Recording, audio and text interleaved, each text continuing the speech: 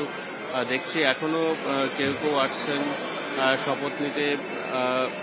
ইশরাক হোসেনকে আমরা দেখতে পাচ্ছি, তিনি এইমাত্র সে পৌঁছালেন শপথ নিতে, এবং এর আগেও কিন্তু আমরা দেখেছি আরও বেশ কয়েকজন এখানে এসেছেন শপথ গ্রহণের জন্য। অনেকের কিন্তু আসতে কিছুটা বিলম্ব হয়েছে। তো সব মিলিয়ে আসলে এখন পর্যন্ত কিন্তু আমরা দেখেছি যে নিরাপত্তার যে বিষয়টি রয়েছে, পুরো সংসদ ভবন এলাকাকে কেন্দ্র করে কিন্তু ব্যাপক নিরাপত্তা ব্যবস্থা নেওয়া হয়েছে, এবং সেই নিরাপত্তাকে কেন্দ্র করে কিন্তু সংসদ ভবনের আশপাশের যে এলাকা রয়েছে সেখানেও কিন্তু নিরাপত্তা ব্যবস্থা রয়েছে। তবে